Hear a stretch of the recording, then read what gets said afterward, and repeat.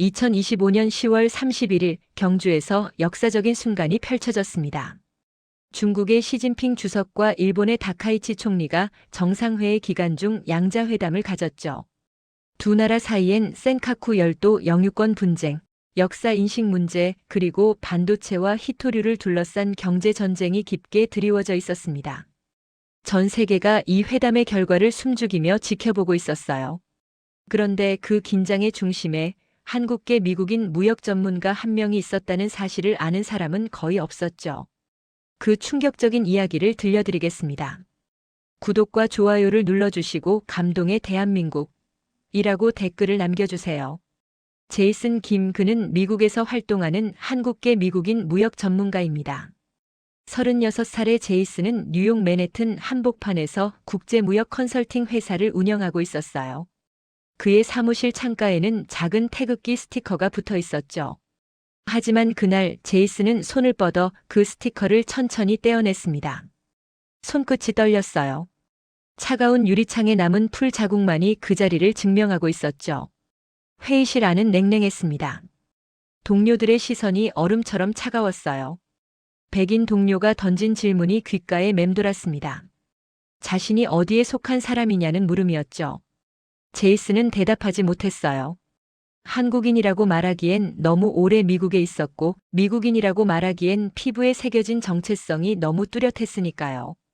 제이슨은 지난 3개월 동안 한 프로젝트에 매달려 있었습니다.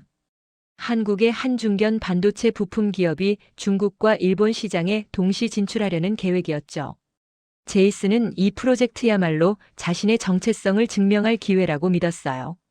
한국의 기술력과 미국에서 쌓은 자신의 네트워크, 그리고 동아시아 3국을 아우르는 비전이 만나는 지점이었으니까요. 그는 밤낮 없이 일했습니다. 시장 분석 보고서를 작성하고 각국의 규제를 검토하고 잠재 파트너사들과 화상회의를 했죠. 그의 책상 위엔 한국어, 영어, 중국어, 일본어로 된 문서들이 뒤섞여 있었어요. 하지만 현실은 냉혹했습니다. 일본 측 파트너 기업에서 갑자기 연락이 왔어요. 중국을 자극하지 말아달라는, 협력이 곤란하다는 내용의 차가운 이메일 한 통이었죠. 제이슨은 그 이메일을 읽고 또 읽었습니다. 손끝이 차가워졌어요. 중국과 일본 사이에 보이지 않는 벽이 너무 높았어요. 한국 기업의 기술이 아무리 뛰어나도 그 벽을 넘을 수 없다는 현실이 그를 짓눌렀죠. 제이슨은 의자에 깊숙이 몸을 묻었습니다. 창밖으로 맨해튼의 마천루들이 보였어요. 저 높은 빌딩들처럼 자신도 높이 올라가고 싶었는데 말이죠. 하지만 지금 그는 바닥에 주저앉은 기분이었습니다. 회의실 천장의 형광등이 깜빡였어요. 불안정한 불빛이 제이슨의 마음을 그대로 비추는 것 같았죠. 그날 밤 제이슨은 사무실에 혼자 남았습니다. 동료들은 모두 퇴근했고 빌딩은 고요했어요. 그는 노트북을 켜고 한국 뉴스 사이트를 열었죠. 습관적으로 하는 일이었어요. 한국과의 연결고리를 놓치지 않으려는 몸부림 같은 거였죠. 그런데 그때 한 줄의 속보가 화면에 떴습니다. 다카이치 총리와 시진핑 주석의 회담이 경주에서 열린다는 소식이었어요. 제이슨의 심장이 뛰기 시작했어요. 경주, 그곳은 신라의 천년고도였죠. 그리고 한국이었습니다. 중국과 일본의 정상이 한국 땅에서 만난다는 것, 그 상징성이 제이슨의 뇌리를 스쳤어요. 제이슨은 자리에서 벌떡 일어났습니다. 창문으로 다가갔죠. 밤의 뉴욕은 여전히 불야성이었어요. 노란 택시들이 거리를 달리고 사람들은 여전히 거리를 걷고 있었죠. 하지만 제이슨의 눈에는 아무것도 들어오지 않았습니다. 그의 머릿속엔 오직 한 가지 생각뿐이었어요. 자신이 그곳에 있어야 한다는 확신이었죠. 미친 생각처럼 들렸습니다. 하지만 제이슨은 확신했어요.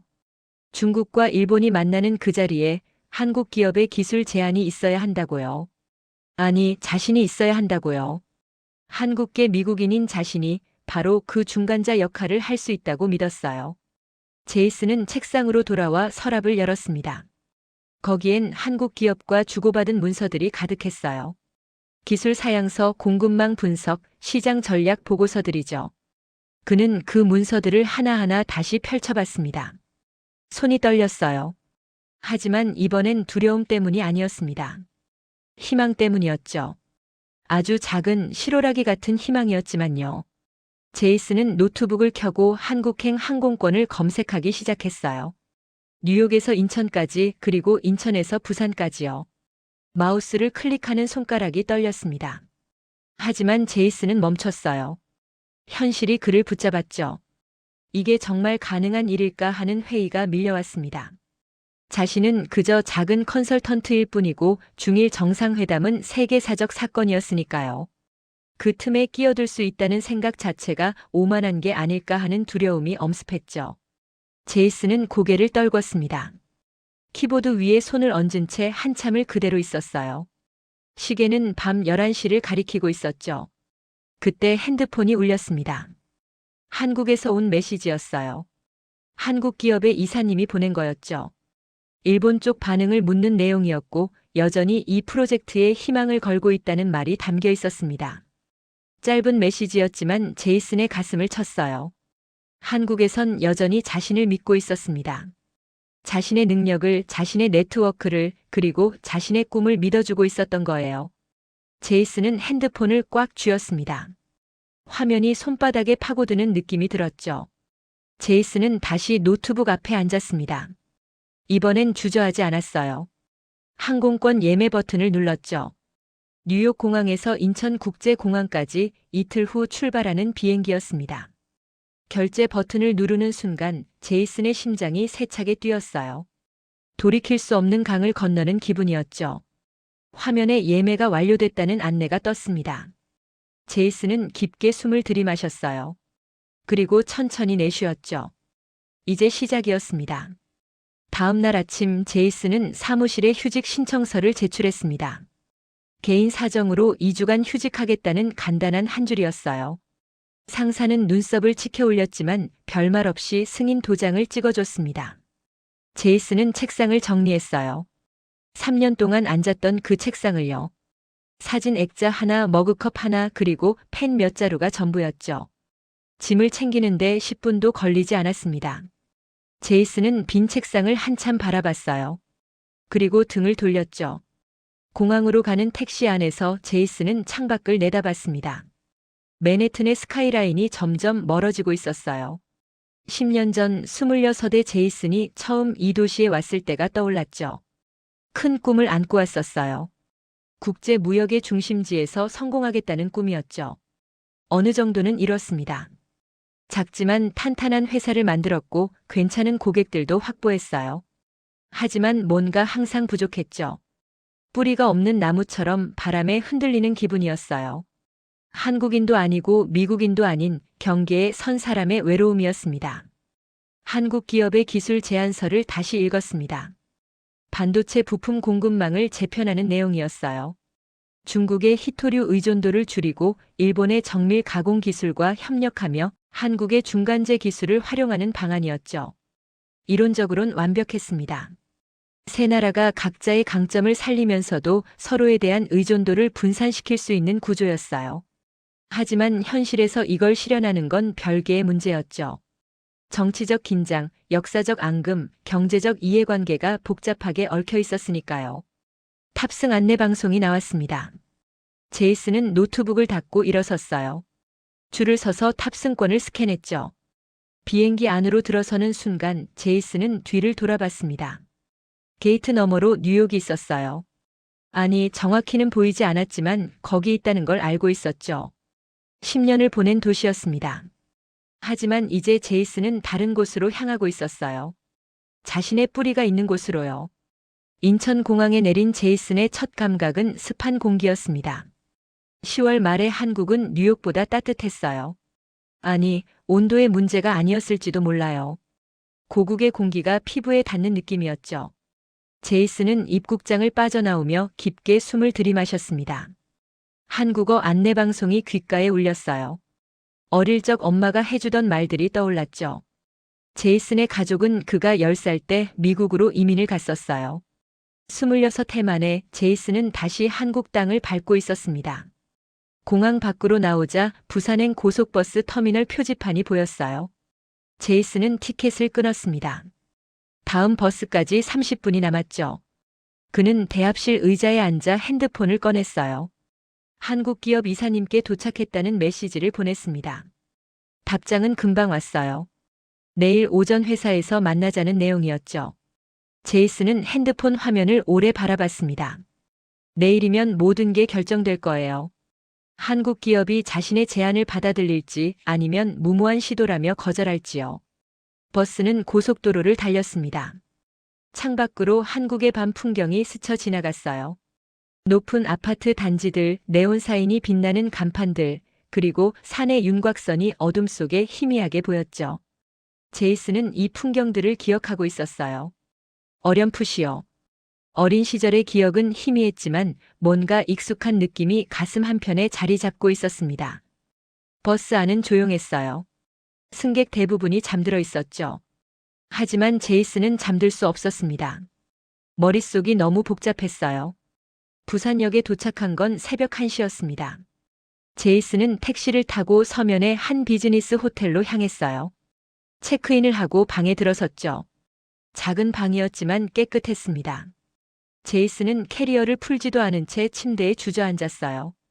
피곤했지만 긴장감이 그를 깨어있게 했죠.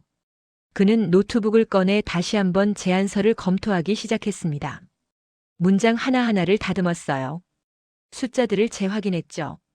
새벽 3시가 되어서야 제이슨은 노트북을 닫았습니다. 더 이상 고칠 게 없었어요.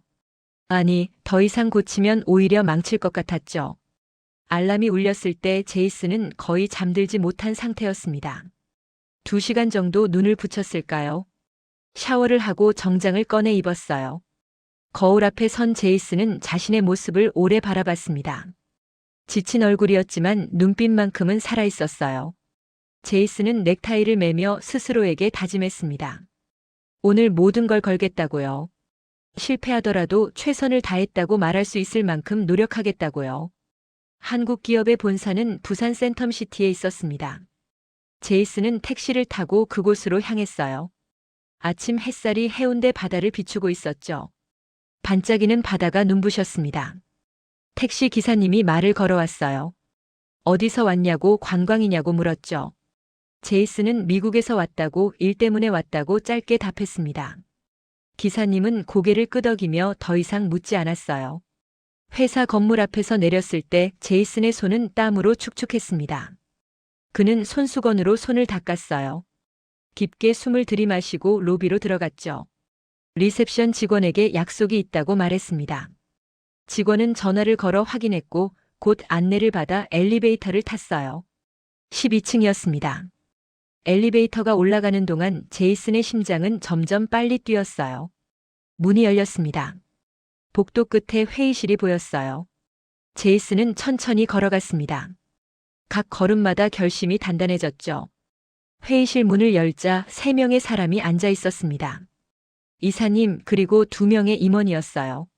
그들은 일어나 제이슨을 맞았죠. 악수를 나눴습니다. 제이슨은 한국말로 인사했어요.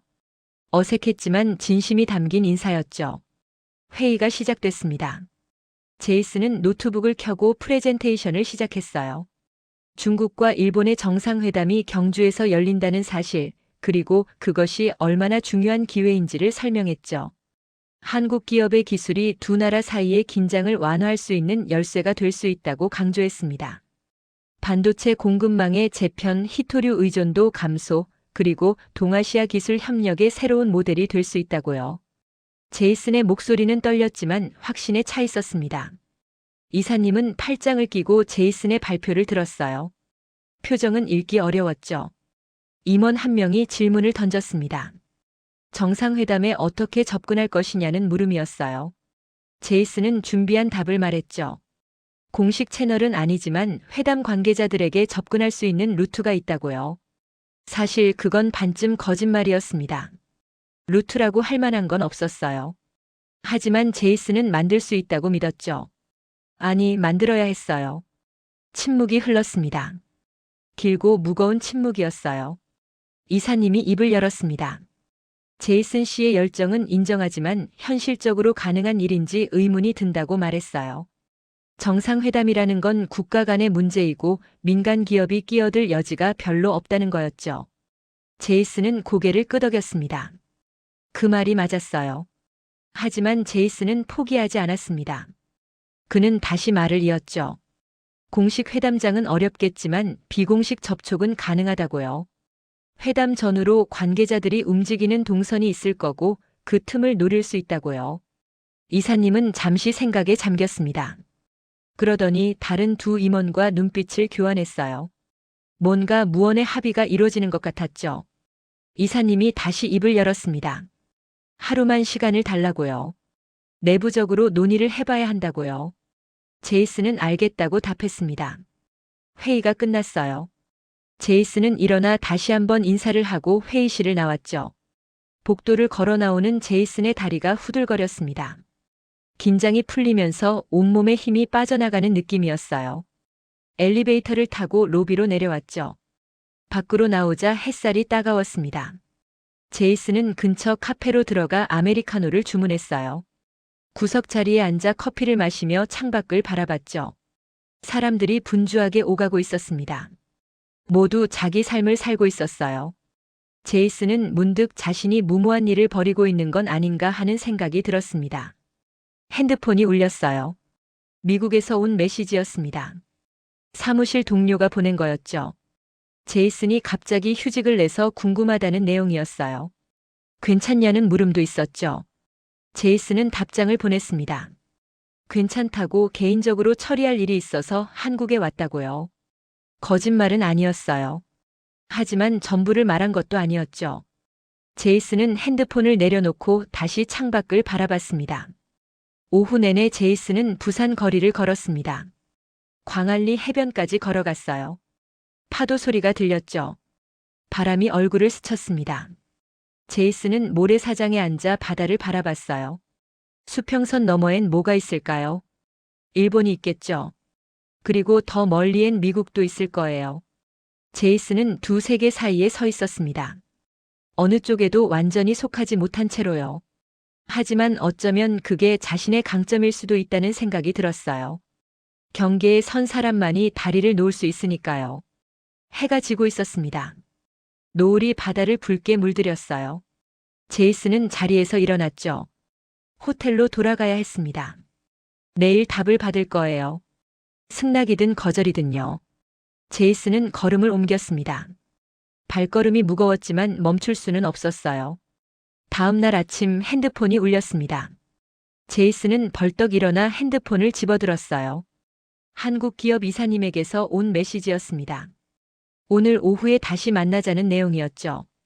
제이슨의 심장이 뛰기 시작했습니다. 이게 무슨 의미일까요? 좋은 소식일까, 나쁜 소식일까요? 제이슨은 답장을 보냈어요. 알겠다고 오후 2시에 가겠다고요. 시간이 너무 천천히 흘렀습니다.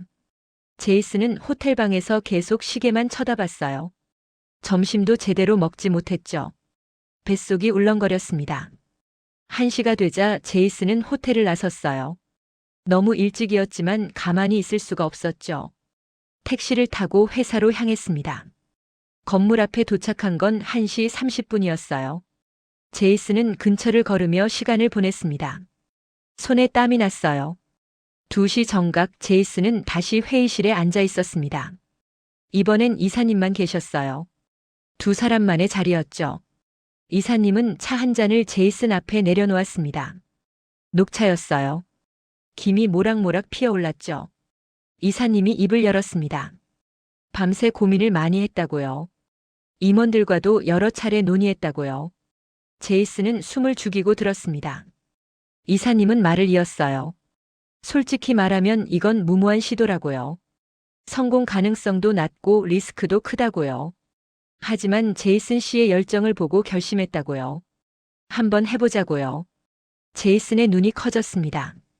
진심이냐고 묻고 싶었지만 입이 떨어지지 않았어요. 이사님은 계속 말했습니다. 회사에서 필요한 자료와 기술 문서를 제공하겠다고요. 그리고 제이슨이 움직이는데 필요한 지원도 해주겠다고요. 대신 한 가지 조건이 있다고 했어요. 조건은 간단했습니다. 회담 당일까지 일주일밖에 남지 않았으니 그 안에 모든 걸 준비해야 한다는 거였죠. 그리고 만약 아무 성과도 없다면 이 프로젝트는 거기서 끝이라는 거였어요. 제이슨은 고개를 끄덕였습니다. 당연한 조건이었어요. 아니, 오히려 관대한 조건이었죠. 제이슨은 악수를 청했습니다. 이사님이 손을 맞잡았어요. 두 사람의 손이 단단히 맞닿았죠. 그날부터 제이슨의 전쟁이 시작됐습니다. 호텔 방은 작전실이 됐어요. 침대 위, 책상 위, 바닥까지 문서들이 널려 있었죠. 기술 사양서, 시장 분석 자료, 공급망 다이어그램, 그리고 경주 회담에 대한 모든 정보를 수집했습니다. 제이슨은 밤낮 없이 일했어요. 한국 기업 직원들과 화상회의를 했고 문서를 번역하고 다듬었죠. 일본어와 중국어 버전도 만들었습니다. 가장 큰 문제는 접근 경로였습니다. 어떻게 회담 관계자들에게 이 제안서를 전달할 것인가요? 제이슨은 미국에서 쌓아온 네트워크를 총동원했어요.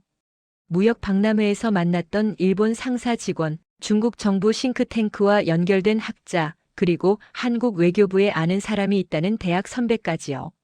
수십 통의 이메일을 보냈습니다. 전화도 걸었어요. 대부분은 거절당했죠. 너무 민감한 사안이라고 개입할 수 없다고요. 하지만 제이슨은 포기하지 않았습니다. 사흘째 되는 날 작은 돌파구가 열렸습니다.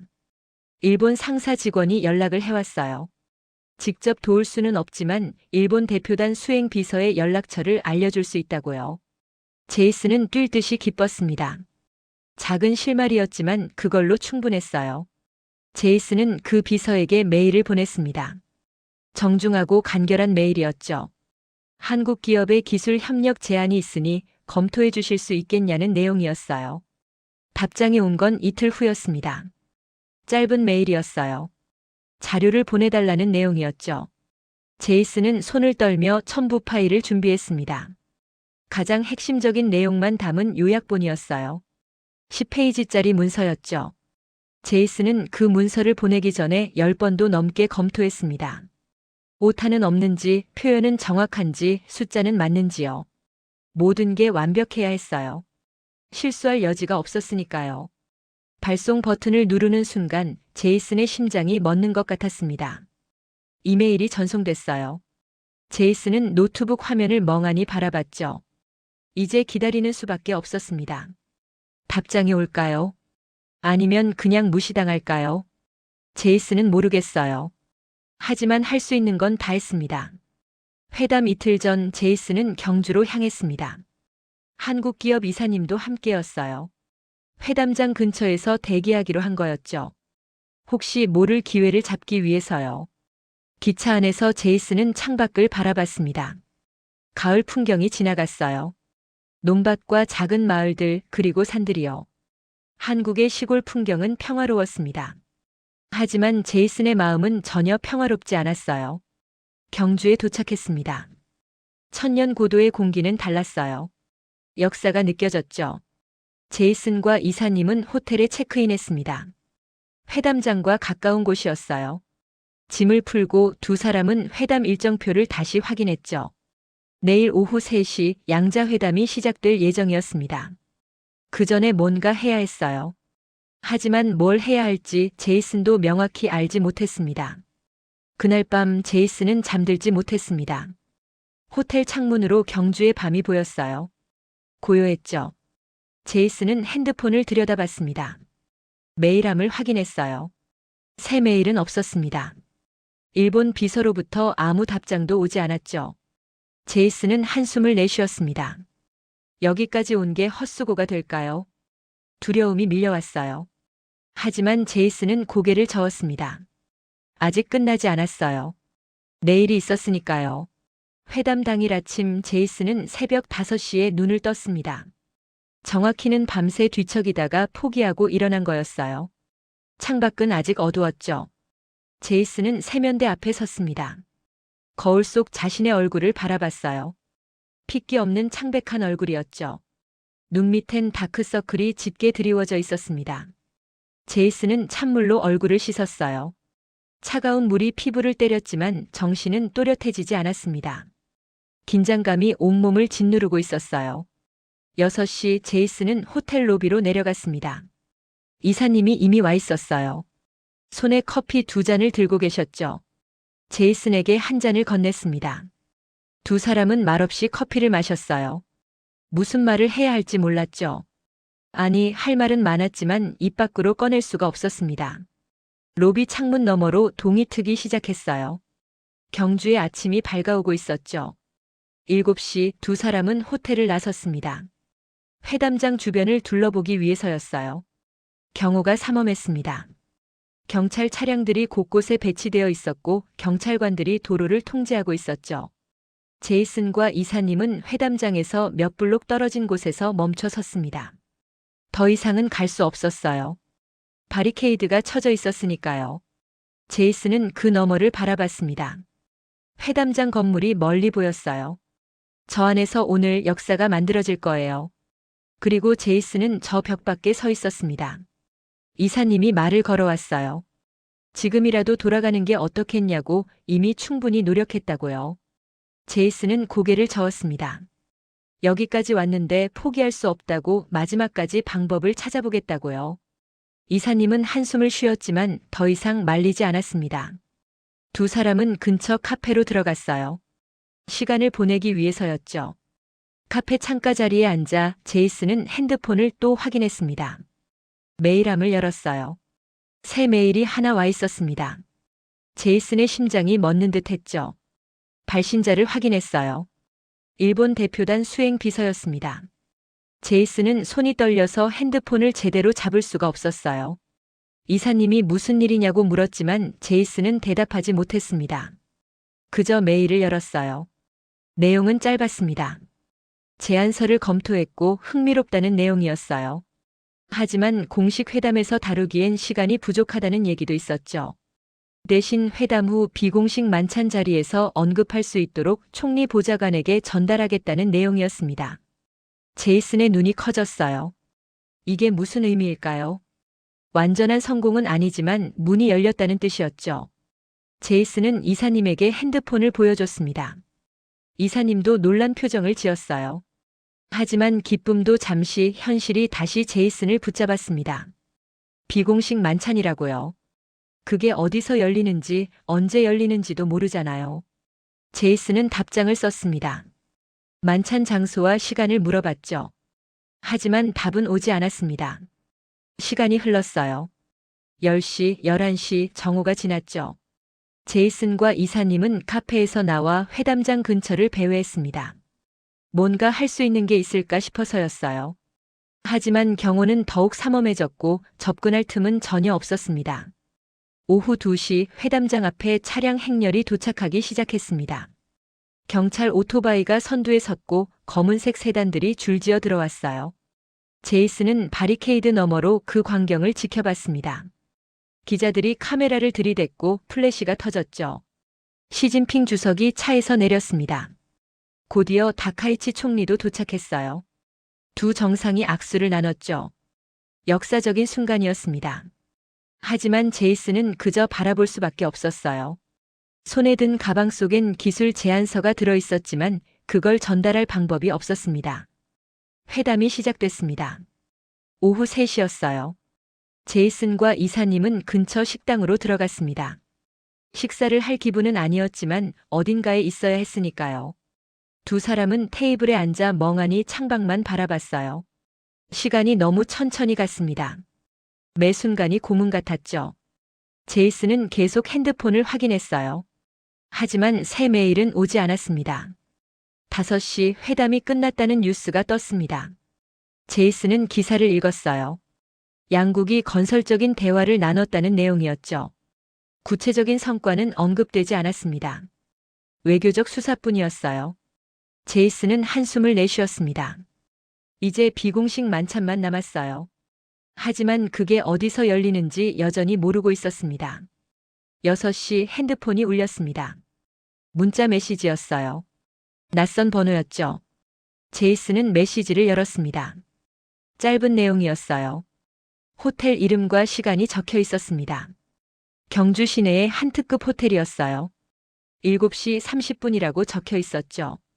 누가 보낸 건지는 알 수 없었습니다. 하지만 제이슨은 직감적으로 알았어요. 이게 기회라는 걸요. 제이슨과 이사님은 서둘러 택시를 잡았습니다.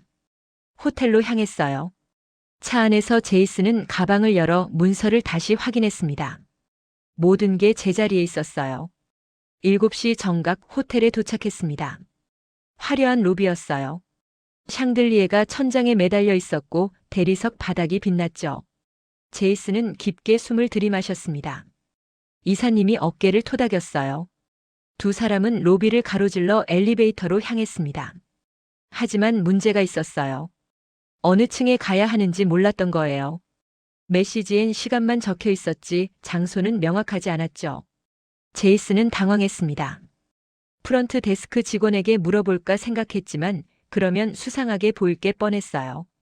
제이슨은 로비를 둘러봤습니다. 그때 한 무리의 사람들이 엘리베이터에서 내려오는 게 보였어요. 정장을 입은 남자들이었죠. 일본어로 대화하고 있었습니다. 제이슨의 귀가 번쩍 뜨였어요. 제이슨은 그들을 따라갔습니다. 조심스럽게 눈에 띄지 않게요. 그들은 호텔 내부의 한 레스토랑으로 향했어요. 입구엔 경호원이 서 있었습니다. 명단을 확인하고 있었죠. 제이슨은 멈춰 섰습니다. 들어갈 수 없었어요. 초대받지 않은 손님이었으니까요. 제이슨은 벽 뒤에 몸을 숨기고 상황을 지켜봤습니다. 이사님도 옆에 섰어요. 두 사람은 숨죽이고 기다렸습니다. 10분쯤 지났을까요? 한 남자가 레스토랑에서 나왔습니다. 핸드폰을 들고 통화를 하고 있었어요. 제이슨은 그 얼굴을 알아봤습니다. 일본 대표단 수행비서였어요. 이메일을 주고받았던 바로 그 사람이었죠. 제이슨의 심장이 터질 듯 뛰었습니다. 지금이었어요. 제이슨은 이사님을 돌아봤습니다. 이사님이 고개를 끄덕였죠. 제이슨은 가방을 움켜쥐고 앞으로 나섰습니다. 비서가 통화를 끝내고 핸드폰을 주머니에 넣는 순간이었어요. 제이슨이 다가갔습니다. 일본어로 말을 걸었죠. 자신이 이메일을 보냈던 사람이라고 한국 기업의 기술 제안에 대해 이야기하고 싶다고요. 비서는 놀란 표정을 지었습니다. 하지만 화내거나 무시하지 않았어요. 잠시 제이슨을 바라보더니 조용한 곳으로 가자고 했습니다. 세 사람은 호텔 한쪽의 조용한 라운지로 이동했습니다. 소파에 앉았어요. 제이슨은 가방에서 문서를 꺼냈습니다. 손이 떨렸지만 최대한 침착하게 설명했어요. 한국 기업의 기술이 어떻게 중일 양국의 공급망 문제를 해결할 수 있는지 구체적인 수치와 함께 제시했죠. 비서는 문서를 넘기며 읽었습니다. 표정이 진지했어요. 질문도 몇 가지 던졌죠. 제이슨은 최선을 다해 답했습니다. 15분 정도가 흘렀을까요? 비서가 고개를 들었습니다. 흥미롭다고 말했어요. 총리 보좌관에게 이 내용을 전달하겠다고요. 하지만 약속은 할 수 없다고도 했습니다. 최종 결정은 정치적 판단의 영역이니까요. 제이슨은 고개를 숙였습니다. 감사하다고 이것만으로도 충분하다고 말했어요. 비서는 문서를 받아들었습니다. 그리고 다시 레스토랑으로 들어갔죠. 제이슨과 이사님은 라운지에 남았습니다. 두 사람 모두 말이 없었어요. 무슨 말을 해야 할지 몰랐죠. 제이슨은 창밖을 바라봤습니다. 경주의 밤이 깊어가고 있었어요. 별이 빛나고 있었죠. 제이슨은 문득 이 순간이 꿈 같다는 생각이 들었습니다. 몇 주 전만 해도 뉴욕 사무실에서 절망하고 있었잖아요. 그런데 지금은 경주의 호텔에서 중일 회담의 여파를 기다리고 있었어요. 1시간이 지났습니다. 레스토랑에서 사람들이 나오기 시작했어요. 만찬이 끝난 모양이었죠. 제이슨과 이사님은 자리에서 일어났습니다. 로비로 나왔어요. 사람들이 엘리베이터를 기다리고 있었죠. 그 사이에 일본 비서가 있었습니다. 비서가 제이슨을 발견하고 다가왔어요. 작은 봉투를 건넸습니다. 명함이었어요. 총리 보좌관의 명함이었죠. 뒷면에 손글씨로 뭔가 적혀 있었습니다. 내일 오전 10시에 연락하라는 내용이었어요. 제이슨의 눈이 커졌습니다. 이게 무슨 의미일까요? 긍정적인 신호일까요? 제이슨은 비서에게 물어보고 싶었지만 비서는 이미 엘리베이터를 타고 올라가고 있었습니다. 제이슨은 명함을 꽉 쥐었어요. 손에 땀이 났죠. 이사님이 명함을 보더니 제이슨의 어깨를 두드렸습니다. 잘했다는 표정이었어요. 두 사람은 호텔을 나왔습니다. 밤 공기가 차가웠어요. 제이슨은 하늘을 올려다봤습니다. 별들이 반짝이고 있었죠. 제이슨은 깊게 숨을 들이마셨어요. 아직 끝나지 않았습니다. 내일이 있었어요. 하지만 오늘 제이슨은 불가능해 보였던 벽에 작은 균열을 냈습니다. 그 사실만으로도 가슴이 벅찼어요. 숙소로 돌아가는 택시 안에서 제이슨은 창밖을 바라봤습니다. 경주의 거리가 지나갔어요. 고즈넉한 밤이었죠. 제이슨은 문득 엄마 생각이 났습니다. 지금쯤 뉴저지에선 아침이겠죠. 엄마는 식당 준비를 하고 계실 거예요. 제이슨은 엄마에게 전화하고 싶었어요. 모든 걸 말하고 싶었죠. 하지만 아직은 아니에요. 결과가 나온 다음에 얘기해야죠. 호텔 방에 돌아온 제이슨은 침대에 쓰러졌습니다. 온몸에 힘이 빠졌어요. 긴장이 풀리면서 피로가 몰려왔죠. 하지만 잠은 오지 않았습니다. 머릿속이 너무 복잡했어요. 내일 아침 10시에 전화를 해야 합니다. 그때 뭐라고 말하지? 어떤 결과를 듣게 될까? 제이슨은 천장을 바라보며 생각에 잠겼어요. 다음 날 아침 제이슨은 8시에 일어났습니다. 샤워를 하고 정장을 차려입었어요. 이사님과 함께 호텔 레스토랑에서 아침을 먹었죠.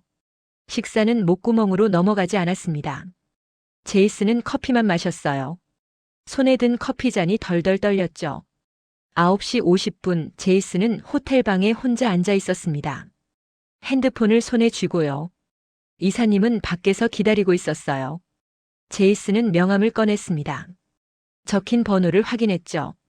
손가락이 떨렸습니다. 9시 55분 제이슨은 숫자를 눌렀어요. 통화 버튼을 누르기 직전 잠시 멈췄습니다. 심호흡을 했죠.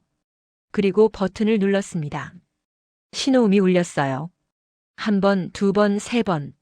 제이슨의 심장은 귓가에서 쿵쾅거렸죠. 네 번째 신호음이 울릴 때 전화가 연결됐습니다. 남자의 목소리가 들렸어요. 일본어였죠. 제이슨은 자신을 소개했습니다. 한국 기업의 기술 제안에 대해 이야기하고 싶다고 말했어요. 보좌관은 침착한 목소리로 답했습니다. 어젯밤 문서를 검토했다고요. 총리께도 보고드렸다고요. 그리고 중국 측과도 비공식적으로 의견을 나눴다고요. 제이슨은 숨을 죽이고 들었습니다.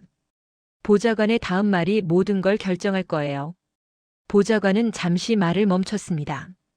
그리고 천천히 입을 열었어요. 양측이 관심을 보인다고 했습니다. 구체적인 후속 논의를 진행하고 싶어 한다고요. 제이슨의 눈에서 눈물이 쏟아질 뻔했습니다. 하지만 참았어요. 보좌관의 말이 계속됐죠. 다음 주에 실무진 회의를 열 예정이라고 한국 기업도 참석해달라고요. 제이슨은 떨리는 목소리로 감사하다고 말했습니다. 보좌관은 자세한 내용은 이메일로 보내겠다고 하고 전화를 끊었어요. 제이슨은 핸드폰을 내려놓았습니다. 손이 떨렸어요. 온몸이 떨렸죠. 성공했습니다. 해냈어요. 불가능해 보였던 일을 제이슨은 해낸 거예요. 제이슨은 창문으로 다가갔습니다. 경주의 아침 하늘이 맑았어요. 햇살이 눈부셨죠. 제이슨은 그 빛을 오래 바라봤습니다. 눈물이 흘러내렸어요. 기쁨의 눈물이었죠. 문이 열렸습니다. 이사님이 들어왔어요. 제이슨의 표정을 보더니 모든 걸 알아차렸죠. 이사님이 웃었습니다. 제이슨도 웃었어요. 두 사람은 악수를 나눴습니다. 아니, 악수가 아니라 포옹이었어요. 뜨거운 포옹이었죠. 일주일 후 제이슨은 서울에 있었습니다. 여의도의 한 컨퍼런스 센터였어요. 중국, 일본, 한국의 실무진이 한자리에 모였죠. 제이슨은 회의실 한쪽에 앉아 있었습니다. 한국 기업 대표단의 일원으로요. 테이블 건너편엔 일본 경제산업성 관계자들이 앉아 있었고 그 옆엔 중국 상무부 사람들이 자리를 잡았어요. 불과 몇 주 전만 해도 상상할 수 없었던 광경이었죠. 회의가 시작됐습니다. 통역사가 양측의 말을 전달했어요. 제이슨이 준비한 기술 협력안이 스크린에 떴죠. 반도체 부품 공급망 다변화, 히토류 의존도 감소, 그리고 3국 간 기술 표준 협력 방안이었습니다. 일본 측 대표가 질문을 던졌어요. 구체적인 이행 일정에 대해서요. 한국 기업 이사님이 답했죠. 제이슨이 준비한 로드맵을 설명했습니다. 중국 측도 관심을 보였어요.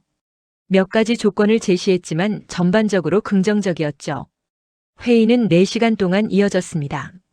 제이슨은 한마디도 하지 않았어요. 그럴 필요가 없었죠. 그가 뿌린 씨앗이 이미 싹을 틀고 있었으니까요. 회의가 끝날 무렵 세 나라 대표들이 공동 성명에 합의했습니다. 동아시아 기술 협력 플랫폼을 만들겠다는 내용이었어요. 한국 기업이 그 첫 번째 파트너로 참여하기로 했죠. 회의실을 나서는 제이슨의 발걸음은 가벼웠습니다. 복도를 걸으며 창밖을 내다봤어요. 한강이 보였죠. 유유히 흐르는 강물이 햇빛에 반짝이고 있었습니다. 제이슨은 문득 깨달았어요. 자신이 그 강물과 같은 역할을 했다는 걸요. 두 거인 사이를 연결하는 다리가 됐다는 걸요. 그날 저녁 제이슨은 한국 기업 임직원들과 저녁 자리를 가졌습니다. 강남의 한 한정식집이었어요. 테이블 위엔 정갈한 한식이 차려졌죠. 이사님이 술잔을 들었습니다. 제이슨에게 건배를 제안했어요. 모두가 잔을 들었죠. 제이슨도 잔을 받아들었습니다. 잔이 부딪히는 소리가 맑게 울렸어요. 제이슨은 술을 마셨습니다. 목구멍이 뜨거웠죠. 하지만 가슴은 더 뜨거웠어요. 식사 후 제이슨은 혼자 거리를 걸었습니다. 강남대로의 네온 사인들이 화려하게 빛나고 있었어요. 사람들이 분주하게 오가고 있었죠. 제이슨은 그 속에 섞여 걸었습니다. 익명의 한 사람으로요. 하지만 제이슨은 알고 있었어요. 자신이 무언가를 해냈다는 것을요. 역사에 작은 획을 그었다는 것을요. 호텔로 돌아온 제이슨은 노트북을 열었습니다. 뉴스 사이트를 확인했어요. 중이란 기술 협력에 대한 기사들이 떠 있었죠. 경주 회담의 성과라고 보도하고 있었습니다. 제이슨의 이름은 어디에도 없었어요. 한국 기업의 이름만 짧게 언급됐죠. 하지만 제이슨은 개의치 않았습니다. 중요한 건 결과였으니까요. 자신이 꿈꿨던 일이 현실이 됐다는 것, 그것만으로 충분했어요. 제이슨은 핸드폰을 들었습니다. 엄마에게 전화를 걸었어요. 신호음이 울렸죠. 몇 번의 신호음 후 엄마의 목소리가 들렸습니다. 반가운 목소리였어요. 엄마는 제이슨이 어디 있냐고 물었죠. 제이슨은 한국에 있다고 답했습니다. 엄마는 놀란 듯 말을 잇지 못했어요. 한국이라고 왜 갑자기 한국에 갔냐고 물었죠. 제이슨은 웃으며 대답했습니다. 일 때문에 왔다고 그리고 엄마에게 보여드릴 게 있다고요. 제이슨은 엄마에게 모든 걸 얘기했습니다. 뉴욕에서의 절망, 경주로의 여행, 그리고 회담장에서 벌어진 일들을요. 엄마는 조용히 들었어요. 가끔 작은 감탄사를 내뱉으며요. 제이슨의 이야기가 끝나자 엄마는 한참 침묵했습니다. 그러더니 천천히 입을 열었어요. 자랑스럽다고, 정말 자랑스럽다고요. 엄마의 목소리가 떨렸습니다. 제이슨도 울컥했어요. 눈시울이 뜨거워졌죠. 엄마는 말을 이었습니다. 제이슨이 어릴 때부터 똑똑했다고, 하지만 항상 어딘가 외로워 보였다고요. 한국도 아니고 미국도 아닌 것 같아서 마음이 아팠다고요. 하지만 지금 제이슨은 그 둘을 연결하는 다리가 됐다고, 그게 얼마나 대단한 일인지 모르겠냐고요. 제이슨은 대답하지 못했습니다. 목이 메었거든요. 엄마는 계속 말했어요. 꼭 한국에 데려가 달라고, 오래전에 떠나온 그곳을 다시 보고 싶다고요. 제이슨은 약속했습니다. 꼭 모시고 오겠다고요. 통화를 끝낸 제이슨은 침대에 누웠습니다. 천장을 바라봤어요. 엄마의 말이 가슴에 울렸죠. 자랑스럽다는 그 한마디가요. 제이슨은 평생 그 말을 듣고 싶었습니다. 인정받고 싶었어요. 자신이 어디에 속한 사람인지 증명하고 싶었죠. 그리고 마침내 제이슨은 그걸 해냈습니다. 다음 날 제이슨은 경복궁을 찾았습니다. 관광객들 사이를 걸으며 고궁의 처마를 올려다봤어요. 500년 넘은 건축물이었죠. 시간이 흘러도 변하지 않는 것들이 있었습니다. 하지만 제이슨은 변했어요. 몇 주 전에 제이슨과는 달랐죠. 더 이상 방황하지 않았습니다. 자신이 누구인지 알게 됐어요. 한국계 미국인 두 세계를 잇는 사람이라는 걸요. 근정전 앞 광장에 섰을 때 제이슨은 깊게 숨을 들이마셨습니다. 가을 공기가 상쾌했어요. 단풍잎이 바람에 날리고 있었죠. 제이슨은 그 낙엽들을 바라보며 생각했습니다. 낙엽도 떨어져야 새싹이 돋는다는 걸요. 제이슨도 뉴욕에서의 자신을 내려놓고 새로운 자신으로 다시 태어난 것 같았어요. 일주일 후 제이슨은 인천공항에 서 있었습니다. 뉴욕으로 돌아가는 비행기를 기다리고 있었어요. 한국 기업 이사님이 배웅을 나왔죠. 두 사람은 악수를 나눴습니다. 이사님이 말했어요. 제이슨 덕분에 회사가 새로운 기회를 잡았다고, 앞으로도 계속 함께 일하고 싶다고요. 제이슨은 고개를 끄덕였습니다. 자신도 그러고 싶다고 답했어요. 탑승 게이트로 걸어가는 제이슨의 발걸음은 달랐습니다. 몇 주 전 이곳에 도착했을 때와는 완전히 다른 사람이 된 기분이었어요. 그때는 불안했죠. 성공할 수 있을지 확신이 없었어요. 하지만 지금은 달랐습니다. 해냈으니까요. 불가능해 보였던 꿈을 현실로 만들었으니까요. 비행기에 탑승했습니다. 창가 좌석에 앉았어요. 비행기가 이륙하기 시작했죠. 제이슨은 창밖을 내다봤습니다. 인천공항이 점점 작아지고 있었어요. 한국 땅이 멀어지고 있었죠. 하지만 이번엔 아쉽지 않았습니다. 언제든 다시 올 수 있다는 걸 알았으니까요. 아니, 꼭 다시 올 거예요. 엄마와 함께요. 비행기가 구름 위로 올라갔습니다. 창밖엔 끝없는 하늘이 펼쳐져 있었어요. 제이슨은 노트북을 꺼냈습니다. 새로운 프로젝트 제안서를 작성하기 시작했죠. 중이란 기술 협력의 두 번째 단계였습니다. 할 일이 많았어요. 하지만 제이슨은 두렵지 않았습니다. 이미 한 번 해냈으니까요. 또 할 수 있을 거예요. 몇 시간이 지났습니다. 기내식이 나왔지만 제이슨은 거의 손대지 않았어요. 계속 키보드를 두드리고 있었죠. 아이디어가 샘솟았습니다. 경주에서의 경험이 제이슨을 변화시켰어요. 더 이상 주저하지 않았죠. 더 대담하게, 더 확신 있게 움직였습니다. 뉴욕에 도착한 건 같은 날 오후였습니다. 시차 때문이었죠. 제이슨은 공항을 빠져나와 택시를 탔어요. 맨해튼으로 향했습니다. 창밖으로 익숙한 풍경이 펼쳐졌죠. 고층 빌딩들, 분주한 거리들, 노란 택시들이요. 뉴욕은 변하지 않았어요. 하지만 제이슨은 변했습니다. 사무실에 도착했습니다. 동료들이 반겼어요. 어땠냐고, 개인 사정은 잘 해결됐냐고 물었죠. 제이슨은 웃으며 답했습니다. 잘 해결됐다고, 아주 잘요. 동료들은 더 이상 묻지 않았어요. 제이슨은 자리에 앉았습니다. 책상 위엔 먼지가 쌓여 있었어요. 제이슨은 서랍을 열었죠. 그리고 새로운 태극기 스티커를 꺼냈습니다. 한국에서 사온 거였어요. 제이슨은 그 스티커를 창문에 붙였습니다. 이번엔 떼지 않을 거예요. 절대로요. 저녁이 됐습니다. 제이슨은 뉴저지로 향했어요. 엄마의 식당으로요. 문을 열고 들어서자 엄마가 웃으며 달려왔습니다. 포옹했어요. 오랜만이었죠. 겨우 몇 주였지만 몇 년처럼 느껴졌습니다. 엄마는 제이슨을 테이블에 앉히고 음식을 가져왔어요. 제이슨이 좋아하는 된장찌개였죠. 제이슨은 숟가락을 들었습니다. 첫 숟가락을 떴을 때 눈물이 났어요. 고향의 맛이었습니다. 엄마와 제이슨은 오래 이야기했습니다. 한국에서의 일들, 회담장에서의 긴장, 그리고 성공의 순간들을요. 엄마는 눈을 반짝이며 들었어요. 손자처럼 자랑스러운 표정이었죠. 제이슨은 엄마에게 약속했습니다. 내년 봄에 함께 한국에 가자고요. 벚꽃이 필 때요. 엄마는 고개를 끄덕였습니다. 눈가가 촉촉해졌어요. 밤이 깊었습니다. 제이슨은 식당을 나섰어요. 뉴저지의 밤거리는 조용했죠. 별이 빛나고 있었습니다. 제이슨은 하늘을 올려다봤어요. 같은 별들이 한국에서도 빛나고 있겠죠. 일본에서도, 중국에서도요. 국경은 있어도 하늘은 하나였습니다. 제이슨은 아파트로 돌아왔습니다. 샤워를 하고 침대에 누웠어요. 피곤했지만 마음은 가벼웠죠. 핸드폰을 들여다봤습니다. 한국 기업에서 메시지가 와 있었어요. 다음 달 회의 일정이었죠. 제이슨은 달력에 표시했습니다. 또 한국에 가야겠네요. 제이슨은 미소 지었습니다.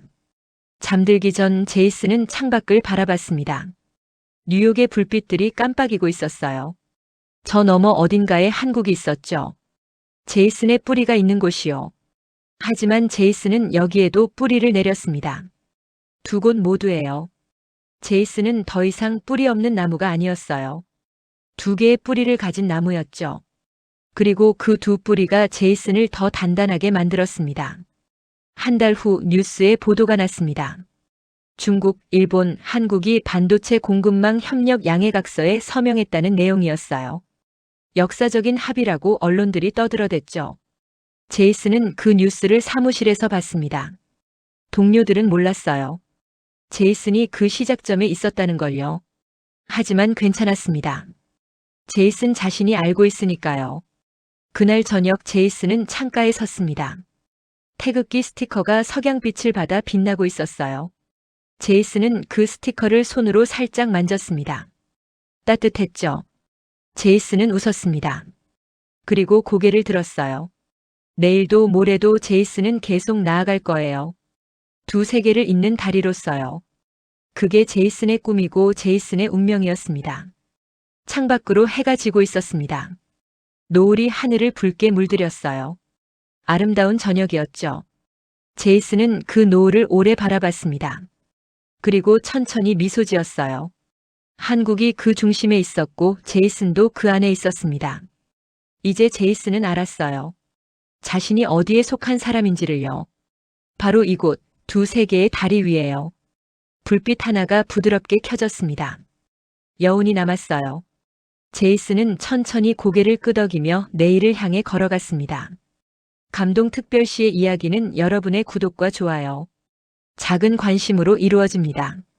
감동시민들의 이야기는 내일도 찾아오겠습니다. 감사합니다.